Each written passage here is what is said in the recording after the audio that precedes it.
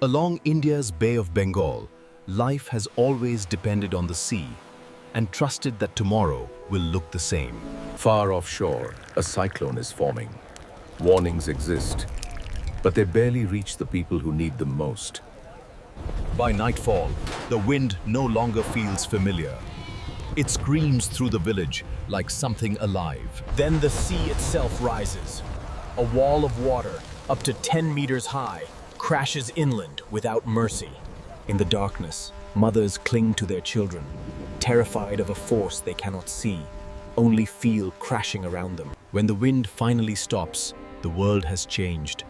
Villages are gone. Only rooftops and treetops remain.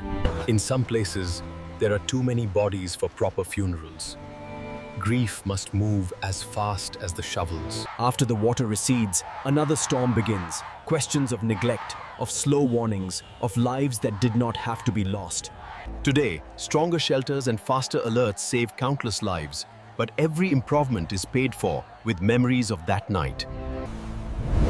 In November 1970, an estimated 300,000 to 500,000 people died. In the Bay of Bengal, life has always depended on the sea, its moods shaping every single day. Generations, fishermen here in eastern India have trusted the tides more than distant governments. Their children grow up believing that storms are normal, just another season they must endure. But this land is barely above the water, a flat, fragile delta, exposed to every surge from the sea. The soil is rich, the harvests generous, but the price is constant vulnerability to floods and storms. Inside these modest homes, families share rice, stories, and a quiet belief that tomorrow will be similar. Yet far offshore, unseen by these villagers, the air and ocean are beginning to change. Weather reports exist, but warnings are weak, and few imagine anything truly catastrophic. In government offices, a cyclone symbol moves slowly across a map, its meaning lost in bureaucracy. As the sun sets, the sea remains calm, and no one here knows that the deadliest storm is coming.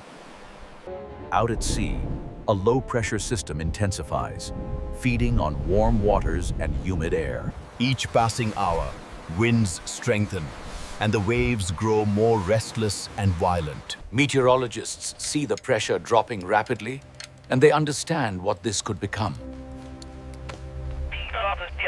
Warning messages are recorded and sent to regional stations, but their reach is painfully limited. To villagers, the word cyclone sounds familiar, not yet a reason to abandon their homes. It is early November 1970. Just another month in a long struggle against poverty.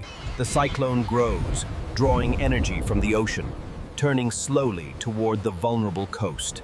Rumors spread along the beaches, but experience has taught them that most storms eventually pass. Official alerts are posted, yet literacy, distance, and indifference weaken every layer of defense. By nightfall, the air feels heavy, and the first signs of danger whisper through the palm trees. Families tie their doors, not knowing they are preparing for a storm unlike any they have seen. Village lanes empty as people hurry to protect animals, food, and whatever little they possess.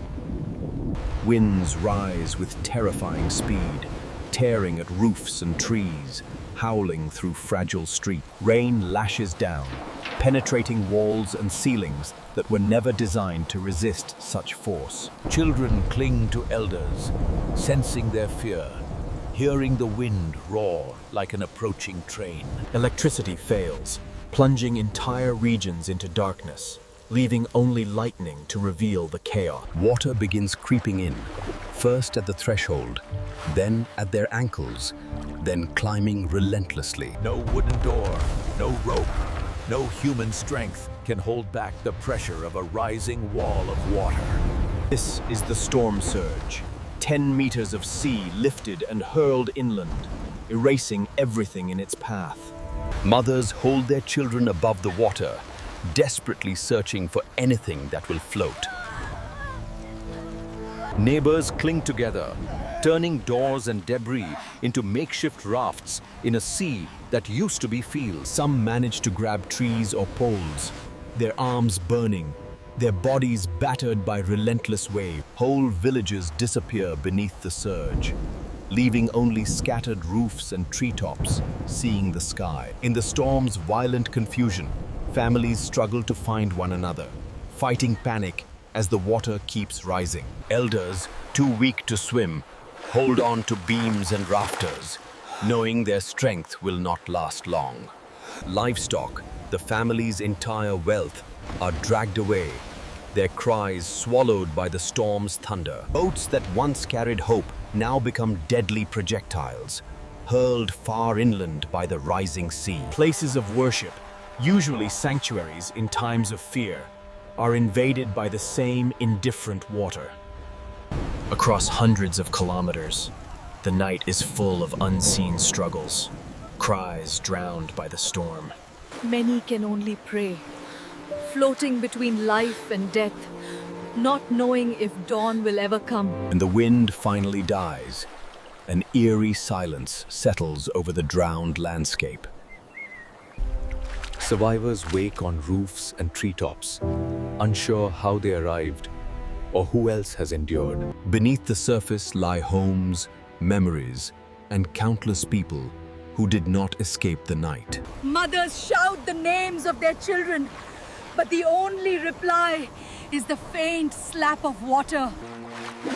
Makeshift rescue teams begin moving through the ruins, searching for anyone still alive. Those who survived the storm must now face a new horror, counting the dead and the missing. Every object caught in branches tells a story of a life suddenly interrupted. Children who lost everything stare into the distance, unable to comprehend what has happened. Fields that once promised harvests are now a vast brown ocean, full of unseen tragedy. When the surge retreats, the storm leaves behind more than wreckage, only silence, shock. There are too many dead for traditional funerals. Hurried burials become an act of desperate respect. After the water retreats, survivors search through ruins for anything familiar, sometimes finding only the quiet traces of those they loved most.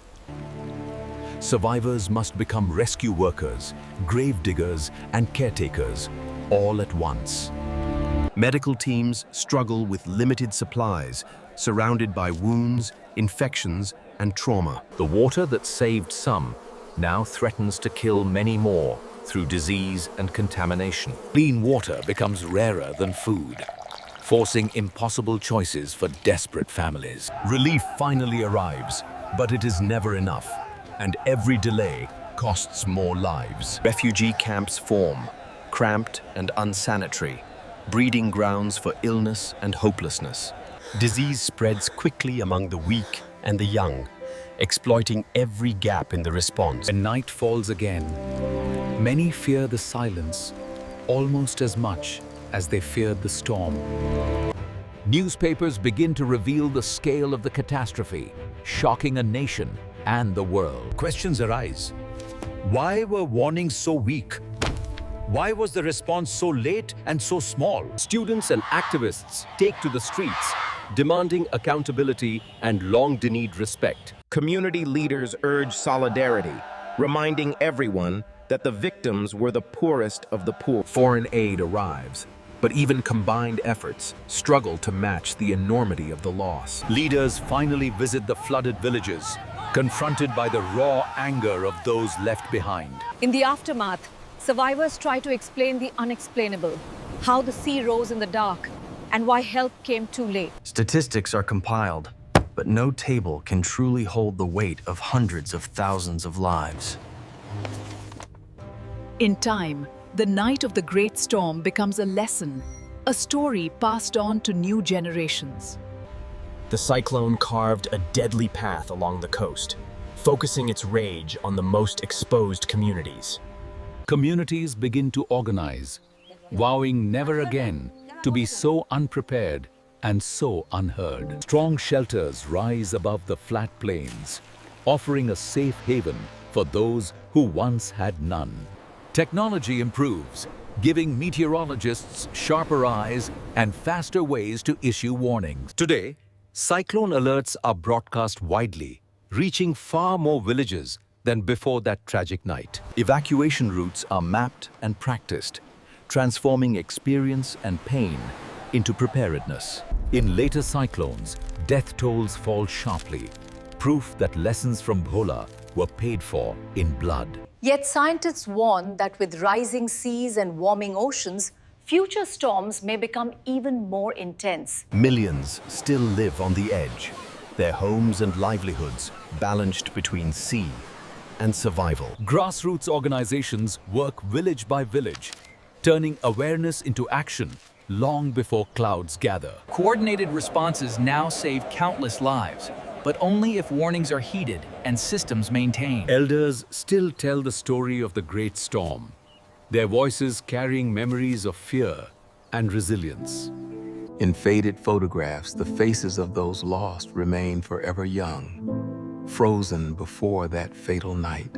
Children listen, realizing that the sea that feeds them can also rise up without mercy. The land recovers, crops return, new homes rise. But the memory of that storm never fully fades. Some communities build memorials, small markers for an immeasurable ocean of grief. Every time fishermen head to sea, they feel both gratitude and caution toward the waters below. From above, the delta appears peaceful, a tapestry of rivers and fields masking old scars. Young students confront grainy images from the past, trying to imagine such unimaginable loss. On the printed page, the storm becomes history, its lessons waiting to be understood or ignored. Mangroves and natural defenses, once cleared away, are now valued as allies against the next surge. Engineers strengthen embankments, knowing that concrete alone cannot replace human preparedness. The sky continues its endless cycles of calm and storm, indifferent to borders and politics. Practice turns panic into procedure, transforming chaos into coordinated survival. Mothers now know there is a higher place to run, a chance their children did not have before. Signals travel faster than storms, yet they must reach every last hut for their power to matter. Loudspeakers now carry urgent voices, bridging the gap between science and everyday life. Loudspeakers now carry urgent voices, bridging the gap between science and everyday life. The same waters that once rose in fury now reflect gentle sunsets and quiet evenings. Those who live here are no longer just victims. They are witnesses and guardians of hard-earned lessons. From high above, the tragedy's details blur, but its message echoes across the entire coastline. Remembering Bhola is not about the storm alone.